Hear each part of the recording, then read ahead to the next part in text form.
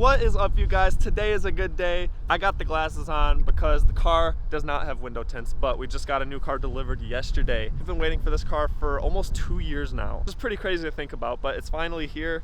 It's the new Nissan Z Sport. So it is the base, but it's here. It's here. I'm just so excited to say that. I can't believe I'm actually looking at this right now. Wow, I was recording a lot yesterday, but half of the audio from what I recorded disappeared, so I have to re-record some stuff today. I was playing a game the other week, and I bought this car on my game, and I built it, and I fell in love with what I built. And so I was like, you know what, let's get this car in real life, and let's build it to look like what I built in my game. Let's make my game a reality. So I already have the wrap, I already have the wheels, I already have an idea of how I want this car to look. You've been keeping up with me on my TikTok and Instagram, you already know what that looks like. But here she is, you guys. We got it from Downey Nissan in California, where we got our Frontier from as well. And this car is it's a great looking car. This one obviously is the base. It doesn't have the spoiler on it. It has the base wheels. Nissan, I feel like Nissan's whole purpose behind this car was to give enthusiasts a platform to build and modify a vehicle. You can see this front end is definitely inspired by the original Datsuns, the 240 and 280Zs. And then the rear end of the vehicle is definitely inspired, especially the taillights, by the 300ZX. And it's definitely very quiet, as you're about to see.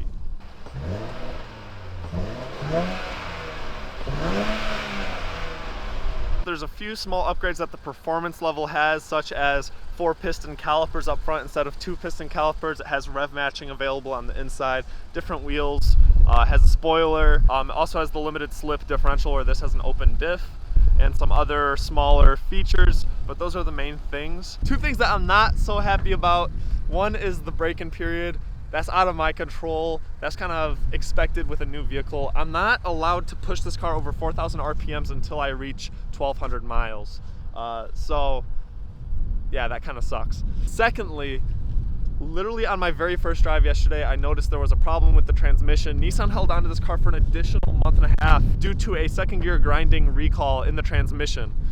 Now, I want to show you guys, let's hop inside the vehicle. I just want to show you real quick what I'm talking about. You can see we have the base model seats here as well. They are cloth, very similar to the 370 and 350Z seats. But real quickly, before we dive into this interior, I just want to show you what I'm talking about. When you go over and up into 5th, it won't let you go into 5th. Same with going down into 6th. That's because there's a little plate right here, a guiding plate, that is not aligned correctly. So instead of going over all the way, I have to go over slightly, and then it's kind of hard to find it.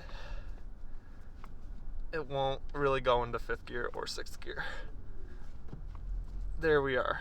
So that's my point. I'm kind of disappointed about that, especially given how long I waited for this car. I was kind of hoping it would be perfect, but hey, you know, what can you do? Other than that, the transmission feels pretty smooth. I'm pretty happy with it, and I really am in love with this gauge cluster. You have your tachometer right there in the center. You have tire pressure. You can also put a G-force gauge right there. I haven't even messed with any of the settings on this car yet because it's still so new. You have your engine oil pressure, your engine oil temp, water temperature, and acceleration pedal percentage, as you can see.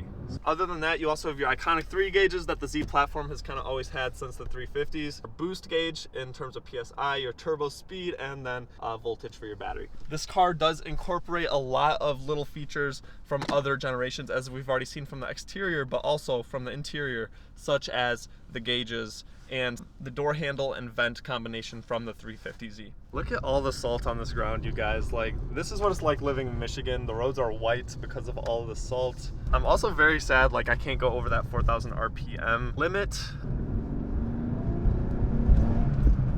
Now, I don't get the rev matching button right there, unfortunately, but that's okay. I didn't really like that feature. Some people really find it useful, especially if you track your vehicle a lot. I prefer the classic rev matching manually. I do really enjoy how close the brake pedal is to the throttle, which makes it really easy to heel toe rev match. That is also a good touching point that I wanted to bring up. But yeah, this thing is sweet. This is actually the first new car I've ever bought. Obviously, we've had the Frontier, but that was more so Christina's car.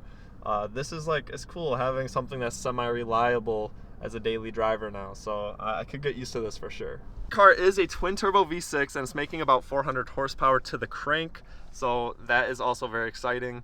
It has a lot of potential when you go to tune the car, so I'm definitely thinking of getting this thing tuned for sure. Drop any suggestions you guys have for modifications, because I'm definitely open to requests and recommendations. I'm not even allowed to do 100% throttle in any gear until I hit that 1200 mile mark, but you guys, this is great. This thing drives just smooth as butter. If you guys want to keep up with this build that we're about to do, please hit that subscribe button. We got a lot of cool and unique content coming your way. Definitely want to do like muffler deletes, resonator deletes on this thing because it's certainly quiet. But I'm just so excited. Like it's a great day. It's very nice outside. It's like 40 degrees. Anyways, you guys, thank you so much again for watching. I will catch you guys next time. Peace out.